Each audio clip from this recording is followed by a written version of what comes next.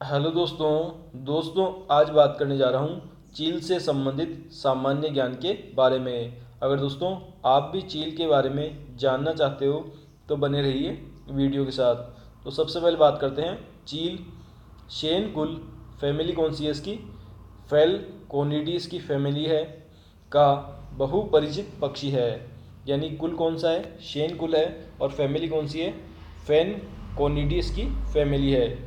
Next लिखा हुआ है कई जातियां संसार के प्राय सभी देशों में फैली हुई है। यानी कि जो चील है वो सभी देशों में फैला हुआ है।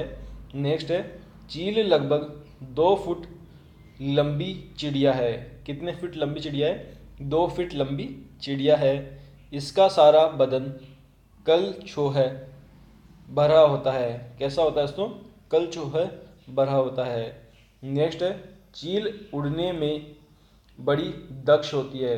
मतलब कोई भी लंबी उड़ान भरने में काफ़ी ज़्यादा एक्सपर्ट होती है दोस्तों चील नामक पक्षी। दोस्तों अगर दोस्तों चील से संबंधित ये सामान्य ज्ञान का वीडियो पसंद आया तो प्लीज़ चैनल को भी सब्सक्राइब कीजिए दोस्तों।